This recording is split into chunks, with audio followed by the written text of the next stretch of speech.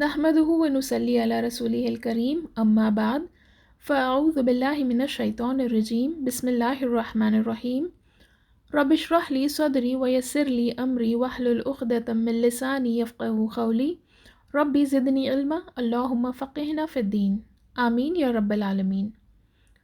Last session میں ہم نے دیکھا کہ جنگ احد میں کیا ہوا تھا۔ یہ جنگ احد جو تھی وہ اسلام کی سیکنڈ جنگ تھی، اور یہ جنگ اسلام میں بہت اہمیت رکھتی ہے، یہ بہت امپورٹنٹ جنگ تھی۔ ہم نے دیکھا کہ کس طرح یہ جنگ شروع ہوئی، اور اس جنگ کے شروع میں مسلمان کیسے جیت رہے تھے، لیکن پھر کچھ مسلمان نبی صلی اللہ علیہ وسلم کے انسٹرکشنز کے اگینسٹ گئے اور اللہ نے ان کو پھر آزمایا۔ اس جنگ میں اراؤنڈ 70 سے 80 مسلمان شہید ہوئے، اور نبی صلی اللہ علیہ وسلم بھی بہت زیادہ زخمی ہو گئے تھے۔ مشرکون کی نظر سے وہ لوگ اس جنگ کو جیتے، لیکن مسلمانوں کی نظر سے دیکھا جائے تو یہ مسلمانوں کی بھی جیت تھی۔ اللہ نے اس جنگ کے ذریعے مسلمانوں کو بہت کچھ سکھایا۔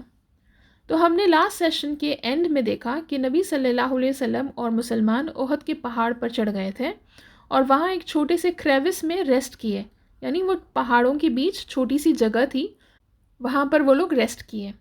جس کے بعد ابو سفیان آ کر مسلمانوں سے اور نبی صلی اللہ علیہ وسلم سے بات کرتا ہے اور کہتا ہے کہ اگلے سال بدر پہ مسلمانوں کے ساتھ پھر سے اس کی ملاقات ہوگی، اور پھر وہ وہاں سے یہ کہہ کر چلا گیا۔ اس کے بعد نبی صلی اللہ علیہ وسلم نے علی رضی اللہ عنہ کو ابو سفیان کے پیچھے بھیجا، ان کا پیچھا کرو اور دیکھو کہ یہ لوگ مکہ جا رہے ہیں یا مدینہ جا رہے ہیں۔ تو نبی صلی اللہ علیہ وسلم نے کہا کہ اگر یہ لوگ اپنے گھوڑوں پر سوار ہو کر اپنے اونٹوں کو ساتھ لے کر جا رہے ہیں تو اس کا مطلب یہ لوگ مدینہ جا رہے ہیں، اور اگر یہ لوگ اپنے اونٹوں پر سوار ہو کر گھوڑوں کو ساتھ لے کر چل رہے ہیں تو یہ لوگ مکہ جا رہے ہیں۔ اور نبی صلی اللہ علیہ وسلم نے کہا کہ وہ اگر مدینہ جا رہے ہیں تو پھر میں وہاں بھی جا کر ان سے لڑوں گا۔ اور پھر علی رضی اللہ عنہ ان مشرکون کا پیچھا کیے اور دیکھے کہ وہ لوگ اونٹوں پر سوار ہو کر اپنے گھوڑوں کو ساتھ لے کر جا رہے تھے، جس کا مطلب کہ وہ لوگ مکہ جا رہے تھے، مدینہ نہیں، ٹھیک ہے۔ تو علی رضی اللہ عنہ نے آ کر نبی صلی اللہ علیہ وسلم کو یہ بات بتائی کہ وہ لوگ مکہ کے لیے جا رہے ہیں، کیونکہ وہ لوگ اپنے اونٹوں پر سوار ہو کر اپنے گھوڑوں کو ساتھ لے کر گئے۔ اب جب قریش وہاں سے نکلے تو نبی صلی اللہ علیہ وسلم اور مسلمان احد سے نیچے اترے، اور یہ دیکھنے کے لیے کہ جنگ کا کیا حال ہوا ہے اور مسلمانوں کی کیا حالت ہے، ٹھیک ہے۔ تو جب نبی صلی اللہ علیہ وسلم کو حمزہ رضی اللہ عنہ کی نیوز ملی تو انہوں نے صحابہ سے کہا کہ مجھے حمزہ رضی اللہ عنہ کے پاس لے جاؤ۔ جب نبی صلی اللہ علیہ وسلم کو حمزہ رضی اللہ عنہ کے پاس لے جایا گیا تو انہوں نے دیکھا کہ حمزہ رضی اللہ عنہ کی باڈی کو کاٹا گیا۔ تو نبی صلی اللہ علیہ وسلم نے کسی سے پوچھا کہ ان کا حال ایسا کیوں ہوا؟ تو کسی نے بتایا کہ جب یہ شہید ہوئے تو ان کا حال ایسا نہیں تھا، لیکن ابو سفیان کی بیوی نے ان کا یہ حال کیا۔ نبی صلی اللہ علیہ وسلم یہ سن کر بہت روئے اور حمزہ رضی اللہ عنہ کے لیے بہت دعائیں کیے۔ حمزہ رضی اللہ عنہ نبی صلی اللہ علیہ وسلم کے بہت قریبی صحابہ تھے، وہ لوگ بچپن سے ہی ایک دوسرے سے کلوز تھے۔ نبی صلی اللہ علیہ وسلم کے لیے اور اسلام کے لیے حمزہ رضی اللہ عنہ کا شہید ہونا یہ بہت بڑا لاس تھا۔ پھر جب مسلمان یہ چیک کر رہے تھے کہ اور کون کون شہید ہوئے ہیں تو انہوں نے دیکھا کہ اسیرم عمرو بن ثابت رضی اللہ عنہ یہ بھی وہاں اپنی آخری سانس لے رہے تھے۔ یاد ہے یہ وہی انسان ہے جو سعد بن معاذ رضی اللہ عنہ کے ٹرائب سے تھے، اور ان کے لوگوں نے سعد بن معاذ رضی اللہ عنہ کے لوگوں نے ان کو کئی بار سمجھایا کہ یہ مسلمان ہو جائیں، لیکن اسیرم رضی اللہ عنہ یہ مسلمان نہیں ہوئے تھے۔ تو اب جب صحابہ ان کو اس حالت میں دیکھے تو سب پریشان ہو گئے تھے کہ یہ یہاں کیسے پہنچے۔ تو جب ان سے پوچھا گیا تو انہوں نے کہا کہ میں یہاں اللہ کے لیے اور اللہ کے رسول کے لیے آیا ہوں، یہ کہہ کر وہ ختم ہو گئے۔ جب نبی صلی اللہ علیہ وسلم کو اس بات کا پتہ چلا تو انہوں نے کہا کہ اسیرم رضی اللہ عنہ جنتیوں میں سے ہے، یعنی اللہ نے ان کے دل کو ایسا پھیرا کہ اس دن وہ سیدھے جنگ احد میں آئے، اللہ کی راہ میں لڑے اور شہید ہو گئے۔ اور یہ صرف ایک ایسے صحابی تھے جن کو جنت مل گئی تھی بنا ایک بھی نماز پڑھے، سبحان اللہ۔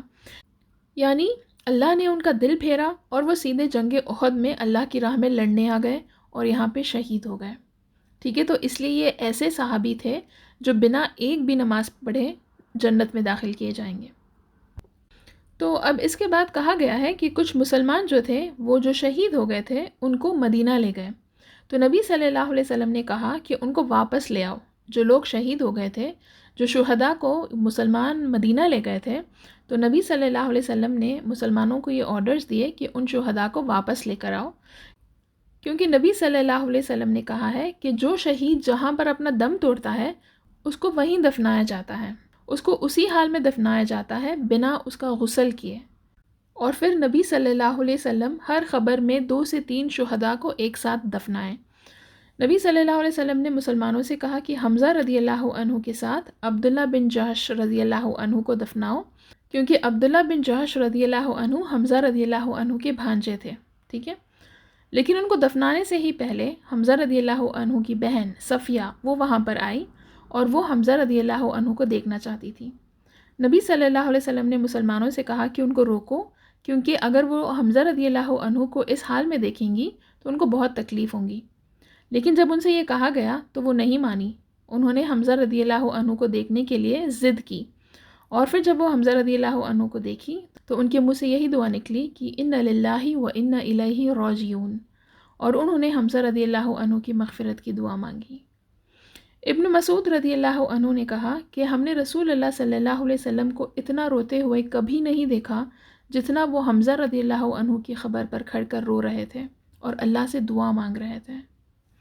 تو نبی صلی اللہ علیہ وسلم کے لیے یہ بہت ہی غمگین وقت تھا، نبی صلی اللہ علیہ وسلم کے لیے اور مسلمانوں کے لیے یہ بہت ہی تکلیف والا وقت تھا، سب بہت غمگین تھے۔ انفیکٹ ایسا حال تھا کہ ان کے پاس ان شہداؤں کو کور کرنے کے لیے کچھ تھا بھی نہیں۔ تو خباب رضی اللہ عنہ نے کہا ہے کہ جب حمزہ رضی اللہ عنہ کو ایک شال سے کور کر رہے تھے تو یا تو ان کا سر دکھ رہا تھا یا تو ان کے پیر دکھ رہے تھے، کیونکہ وہ شال بہت چھوٹی تھی۔ تو نبی صلی اللہ علیہ وسلم نے کہا کہ ان کے سر کو کور کرو اور ان کے پیروں پر کچھ پتوں سے اڑا دو، اور کہا گیا ہے کہ مصعب رضی اللہ عنہ کے لیے بھی ایسا ہی ہوا تھا۔ یاد ہے نا کہ مصعب رضی اللہ عنہ بھی اس جنگ میں شہید ہو گئے تھے۔ پھر جب سب کو دفنایا گیا تو نبی صلی اللہ علیہ وسلم نے اللہ سے سب کے لیے بہت رو کر دعائیں مانگی۔ تو دیکھیے اس جنگ میں اس وقت کے لیے بھی مسلمانوں کے لیے اور ہر دور کے لیے بھی مسلمانوں کے لیے لیسنز تھے، اور دیکھا جائے تو مسلمانوں کے لیے ان کا پہلا لیسن اس جنگ کے شروع ہونے سے پہلے ہی ان کو مل گیا تھا۔ مسلمان جب جنگ احد کی طرف جا رہے تھے تب وہ لوگ 1000 لوگ تھے، رائٹ؟ لیکن عبداللہ بن ابی جو منافقون کا لیڈر تھا وہ اپنے لوگوں کو لے کر واپس مدینہ چلا گیا، اور اس کے ساتھ اس کے 300 لوگ واپس چلے گئے، جس کے بعد اب صرف 700 مسلمان بچے تھے، رائٹ؟ تو جنگ بدر کے بعد سے ہی یہ منافقون مسلمان کے خلاف تھے۔ کون؟ عبداللہ بن ابی اور اس کے ساتھی، اور نبی صلی اللہ علیہ وسلم کو ان کا پتہ نہیں تھا، کیونکہ یہ لوگ مسلمانوں کے بیچ رہ کر ہی ان میں مل کر ہی مسلمانوں کے دشمن تھے، تو اس لیے نبی صلی اللہ علیہ وسلم کو بھی ان کے بارے میں پتہ نہیں تھا جب تک کہ اللہ نے ان کو ایکسپوز نہیں کیا۔ اللہ نے اس دور کے منافقون کو بھی ایکسپوز کیا ہے، اور اللہ ہر دور کے منافقون کو ایکسپوز کرتے ہیں۔ تو اس انسیڈنٹ کے ذریعے اللہ مسلمانوں سے منافقون کو الگ کر دیے، اور مسلمانوں کے لیے یہ لیسن تھا کہ کبھی ان لوگوں پر بھروسہ نہیں کیا جا سکتا، کبھی بھی مسلمانوں کو منافقون پر بھروسہ نہیں کرنا چاہیے، ٹھیک ہے؟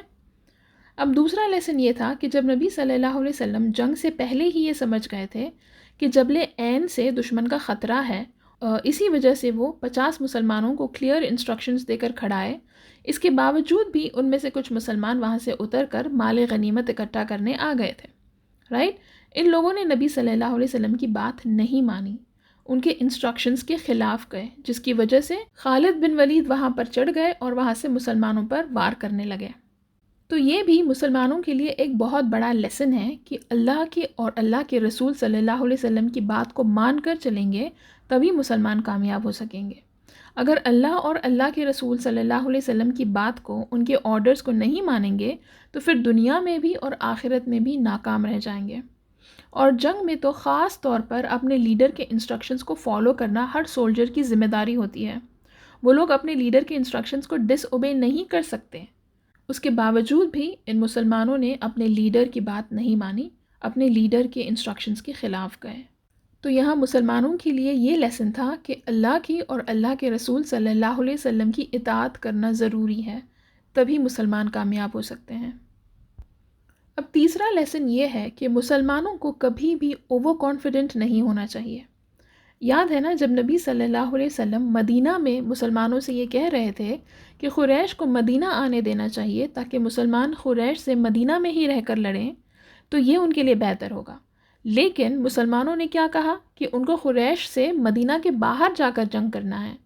ان میں سے کچھ لوگ ایسے تھے جو جنگ بدر میں پارٹیسپیٹ نہیں کر سکے، تو ان کو یہ لگ رہا تھا کہ یہ موقع ہے کہ قریش سے لڑیں، اور یہ لوگ اوور کانفیڈنس میں تھے کہ جیسے وہ لوگ جنگ بدر میں قریش سے جیتے ویسے ہی جنگ احد بھی ان کے لیے آسان جیت رہے گی، اور یہ سوچ کر وہ نبی صلی اللہ علیہ وسلم کو پریشرائز کیے، نبی صلی اللہ علیہ وسلم کو مجبور کیے کہ نبی صلی اللہ علیہ وسلم ان کی بات سنیں اور مدینہ کے باہر جا کر قریش سے لڑیں، رائٹ؟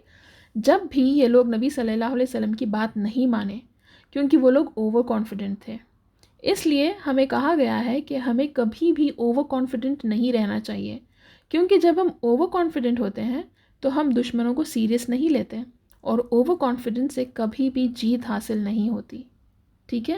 تو یہ تیسرا لیسن تھا مسلمانوں کے لیے۔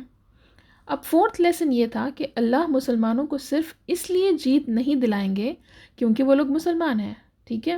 کافی مسلمان یہ سمجھتے ہیں کہ جسٹ بیکاز وہ لوگ مسلمان ہیں تو اللہ ان کے ساتھ ہے اور اللہ ان کو ہمیشہ جیت دیں گے، کبھی ان کو ہار نہیں دیں گے، جو کہ غلط ہے۔ مسلمان ہونے کے ساتھ ساتھ انسان کو اللہ اور اللہ کے رسول کی اطاعت کرنا ضروری ہے۔ اللہ یہاں پر یہ بتانا چاہ رہے ہیں کہ جیت کے لیے محنت ضروری ہے۔ اگر ہم یہ سوچیں کہ ہم تو مسلمان ہیں تو اللہ ہماری مدد ضرور کریں گے، یہ غلط ہے۔ اللہ نے کہا ہے کہ تم محنت کرو، تم کوشش کرو اور میں تم کو کامیابی دوں گا۔ بنا محنت کے جیت حاصل نہیں ہوگی۔ اور سب سے بڑی بات یہاں جنگ احد میں مسلمانوں سے جو غلطی ہوئی تھی وہ ایک چھوٹی سی غلطی تھی، لیکن اس کا امپیکٹ بہت بڑا رہا، جس کا مطلب یہ ہے کہ ہم کبھی بھی کوئی بھی چیز کو ٹیکن فار گرانٹڈ ایٹیٹیوڈ نہیں رکھ سکتے، ٹھیک ہے؟ یعنی کوئی بھی چیز کو لائٹ لینا نہیں چاہیے۔ جیسے یہاں پہ مسلمان اس سچویشن میں وہی ایٹیٹیوڈ دکھائے تھے، رائٹ؟ نبی صلی اللہ علیہ وسلم کی آرڈرز کے باوجود وہ لوگ اس سچویشن کو لائٹ لیے۔ تو محنت کرو اور کوئی بھی چیز کو ٹیکن فار گرانٹڈ ایٹیٹیوڈ مت اپناؤ، ٹھیک ہے؟ اب نیکسٹ لیسن ہے کہ اگر جنگ میں ہار ملتی ہے تو بزدلوں کی طرح بھاگنا نہیں چاہیے۔ جیسے ہم نے دیکھا کہ جنگ احد میں جب یہ رومرز پھیلے کہ نبی صلی اللہ علیہ وسلم کا قتل ہو گیا ہے اور مسلمان مارے جا رہے تھے، تو وہ سچویشن مسلمان ہینڈل نہیں کر پائے، جس میں سے کچھ مسلمان میدان چھوڑ کر بھاگ گئے، اور کچھ مسلمانوں نے سوچا کہ عبداللہ بن ابی سے کہہ کر مشرکون سے جنگ رکوا دیں گے، ان کے ساتھ کمپرومائز کر لیں گے، جو کہ غلط تھا، کیونکہ دیکھیے جیسے ہی ان پر تھوڑی سی مشکل کیا آ گئی وہ لوگ تو ہار مان گئے تھے، رائٹ؟ وہ لوگ اپنے دشمنوں کے ساتھ کمپرومائز کرنے کو تیار ہو گئے تھے، رائٹ؟ لیکن کچھ مسلمان ایسے بھی تھے جو اپنی جان کی پرواہ نہیں کرتے ہوئے لڑ رہے تھے، اور یہ کہہ کر لڑ رہے تھے کہ اگر نبی صلی اللہ علیہ وسلم کا قتل ہوا ہے اس کا مطلب یہ ہے کہ انہوں نے اپنا مشن کمپلیٹ کیا ہے، یعنی ہم کو بھی ہمارے مشن کو کمپلیٹ کرنا ہے، ہمیں رکنا نہیں ہے، آخری سانس تک لڑنا ہے۔ اور ایسا ایٹیٹیوڈ رہنا چاہیے ہر مسلمان کا کہ دین کے لیے کوئی کمپرومائز نہیں کرنا چاہیے، ٹھیک ہے؟ تو یہ تھا ان کا نیکسٹ لیسن۔ اب اگلا لیسن یہ ہے کہ دنیا کی خواہش اور آخرت کی خواہش میں انسان کس کو چنتا ہے۔ اب جو مسلمان تھے جو جبل عینین سے اترے، رائٹ، وہ لوگ نبی صلی اللہ علیہ وسلم کی نافرمانی کیے، کس لیے؟ کس چیز کو حاصل کرنے کے لیے یہ لوگ ایسا کیے؟ مال غنیمت کے لیے، رائٹ؟ یعنی دنیا کی خواہش کے لیے۔ مسلمان جو تھے یہ لوگ یہ جنگ کیوں کر رہے تھے؟ اللہ کی راہ میں، رائٹ؟ یعنی آخرت کے لیے، لیکن یہ لوگ آخرت کے سامنے دنیا کو چنے، جس کی وجہ سے یہ لوگ آزمائے گئے۔ تو کچھ دنیا کے مال کے خاطر وہ لوگ کمزور ہو گئے اور ہار گئے، اسی لیے اللہ نے کہا ہے کہ تم میں سے کچھ لوگ ہیں جو دنیا کی خواہش رکھتے ہیں اور کچھ لوگ آخرت کی خواہش رکھتے ہیں۔ تو اللہ یہ سمجھا رہے ہیں کہ انسان کو کبھی بھی دنیا کی گرید یا دنیا کی ہرس نہیں رکھنا چاہیے، کیونکہ اس سے کوئی فائدہ نہیں ہے، اس سے صرف اور صرف نقصان ہوگا، ٹھیک ہے؟ اب اس میں ایک اور لیسن ہے کہ صبر رکھو۔ ان مسلمانوں نے جب یہ دیکھا کہ کچھ مسلمان مال غنیمت کلیکٹ کر رہے تھے تو ان کو چاہیے تھا کہ وہ صبر رکھیں۔ ان کو یہ لگا کہ اگر وہ لوگ اس وقت نہیں جائیں گے تو پھر وہ ان کا لاس ہوگا، ان کو مال غنیمت نہیں ملے گا، کیونکہ اگر وہ لوگ صبر رکھتے تھے تو وہ لوگ ایسا ڈیسیشن نہیں لیتے تھے، رائٹ؟ وہ لوگ نبی صلی اللہ علیہ وسلم کے انسٹرکشنز کے خلاف نہیں جاتے تھے۔ تو اس لیے نیکسٹ لیسن یہ تھا کہ مسلمانوں کو صبر رکھنا چاہیے۔ اب آخری لیسن یہ ہے کہ اللہ مسلمانوں کو آزماتا ہے، اسی لیے تو اللہ نے کہا ہے نا کہ تم یہ سمجھتے ہو کہ اگر تم بس یہ کہہ دو گے کہ تم اللہ پر ایمان لائے ہو تو تم آزمائے نہیں جاؤ گے، تو یہ غلط ہے۔ اللہ سب کو آزماتا ہے، اللہ ان کو بھی آزماتا ہے جو لوگ اللہ پر ایمان لائے ہیں، اس لیے تاکہ وہ دیکھ سکے کہ آزمائش آنے پر یہ مسلمان کیسے ری ایکٹ کرتے ہیں، اور اللہ اسے سب سے زیادہ آزماتے ہیں جسے وہ سب سے زیادہ چاہتے ہیں، رائٹ؟ تو ایسا نہیں تھا کہ کیونکہ یہ لوگ مسلمان تھے تو یہ لوگ آزمائے نہیں جائیں گے اور اللہ ان کو ہمیشہ جیت ہی دے گا، نہیں، اللہ نے ان کو بھی آزمایا ہے، اور یہ لوگ تو نبی صلی اللہ علیہ وسلم کی امت کے سب سے بہترین ایمان والے تھے، رائٹ؟ اس کے باوجود بھی اللہ نے ان کو آزمایا ہے، تو اللہ کی آزمائش سے کوئی نہیں بچ سکتا۔ بس لیسن یہ ہے کہ اس آزمائش میں اللہ کی راہ کو تھام لو، اللہ سے دعا مانگتے رہو، کیونکہ اللہ نے یہ بھی تو کہا ہے نا کہ وہ مومنوں کے ساتھ ہمیشہ ہے، سبحان اللہ۔ تو پھر اللہ پہ بھروسہ رکھو کہ اللہ تمہاری مدد کرے گا۔ تو جیسا اللہ نے قرآن میں کہا ہے، رائٹ، کہ اس سب کے باوجود اللہ نے ان مسلمانوں کو معاف کیا، کیوں؟ کیونکہ ان سے جو کچھ غلطیاں ہوئی تھی، ان مسلمانوں سے جنگ احد میں جو کچھ بھی غلطیاں ہوئی تھی، وہ سیم غلطیوں کو وہ پھر دوبارہ نہیں دہرائے، انہوں نے ان غلطیوں سے سیکھا، اس لیے جنگ احد جیسی جنگ دوبارہ نہیں ہوئی۔ بے شک اس کے بعد اور کئی جنگ ہوئے، لیکن مسلمان جو اس جنگ سے سبق حاصل کیے اس کو وہ ہمیشہ یاد رکھے تاکہ ان سے دوبارہ ویسی غلطی نہ ہو۔ اور یہ لیسن ہمارے لیے بھی ہے کہ غلطیاں سب سے ہوتی ہے، لیکن ایک مومن ایک غلطی کو دوبارہ نہیں دہراتا، دوبارہ ریپیٹ نہیں کرتا۔ تو اس جنگ میں جو مسلمان اپنی جان کی بازی لگا کر لڑے اور نبی صلی اللہ علیہ وسلم کی حفاظت کیے، اللہ نے تو ان کے رینکس اور بھی بڑھا دیے، اور جو شہداء تھے ان کے بارے میں تو ہم سب جانتے ہیں کہ ان کا سٹیٹس اللہ کی نظر میں کیا ہے، رائٹ؟ اب ایک اور بات کہ اس جنگ میں صرف مسلمان آدمیوں کا ہی امپورٹنٹ رول نہیں رہا، بلکہ مسلمان عورتیں بھی بہت اسٹرانگ رول پلے کیے۔ جیسے کہ جب نبی صلی اللہ علیہ وسلم اور مسلمان شہداء کو دفنا کر مدینہ آ رہے تھے تو انہوں نے راستے میں حمنہ بنت جہش رضی اللہ عنہا کو دیکھا۔ یہ مصعب رضی اللہ عنہ کی بیوی تھی، ٹھیک ہے، اور ان کے انکل تھے حمزہ رضی اللہ عنہ۔ تو بیسکلی اس جنگ میں حمنہ رضی اللہ عنہا کے شوہر، ان کے بھائی اور ان کے انکل تینوں شہید ہو گئے تھے۔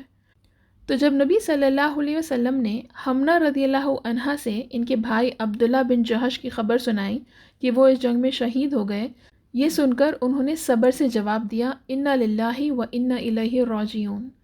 اس کے بعد نبی صلی اللہ علیہ وسلم نے ان کو حمزہ رضی اللہ عنہ کی خبر دی، اور وہ یہ سن کر بہت غمگین ہو گئی تھی، اور پھر بھی انہوں نے جواب دیا، انا للہ و انا الیہ راجعون۔ اس کے بعد جب نبی صلی اللہ علیہ وسلم نے ان کو ان کے شوہر مصعب رضی اللہ عنہ کی خبر دی کہ وہ بھی شہید ہو گئے، یہ سن کر وہ اپنے آپ کو روک نہیں سکی اور وہ بہت رو پڑی۔ یہ دیکھ کر نبی صلی اللہ علیہ وسلم نے کہا کہ ایک بیوی کے لیے اس کا شوہر سب سے قریب اور پیارا ہوتا ہے۔ اس انسیڈنٹ کے بعد جب مسلمان اور نبی صلی اللہ علیہ وسلم آگے بڑھے تو ان کو ایک عورت ملی جو بنی دینار سے تھی، جس کے شوہر، ان کے بھائی اور ان کے والد تینوں شہید ہو گئے تھے۔ اور جب اس عورت کو ایک کے بعد ایک یہ بتایا گیا کہ اس کے شوہر، اس کے بھائی اور اس کے والد تینوں شہید ہو گئے، اس نے پوچھا، رسول اللہ صلی اللہ علیہ وسلم کیسے ہیں؟ تو لوگوں نے کہا کہ الحمدللہ وہ ٹھیک ہیں۔ تو اس نے کہا، مجھے رسول اللہ صلی اللہ علیہ وسلم کو دیکھنا ہے۔ جب لوگوں نے ان کو دکھایا کہ نبی صلی اللہ علیہ وسلم کی طرف اشارہ کرتے ہوئے کہ وہ دیکھو وہ وہاں پر ٹھیک ہے، صحیح سلامت ہے، تو یہ دیکھ کر اس نے کہا کہ ساری آزمائشیں کچھ نہیں جب تک آپ حفاظت سے ہو، سبحان اللہ۔ تو دیکھیے اس انسیڈنٹ سے ہمیں یہ پتہ چلتا ہے کہ صرف مسلمان آدمی ہی نہیں تھے جو اسٹرانگ تھے اپنے ایمان میں، بلکہ مسلمان عورتیں بھی ایگزامپل بنی اپنے ایمان کو اسٹرانگ رکھنے میں، ٹھیک ہے۔ تو اس سیشن کو ہم یہیں روکتے ہیں، انشاءاللہ ہم نیکسٹ سیشن میں آگے کنٹینیو کریں گے، ٹھیک ہے۔ سبحانک اللہم و بحمدک، اشہد ان لا الہ الا انت، استغفرک و اتوب الیک۔ السلام علیکم ورحمۃ اللہ وبرکاتہ۔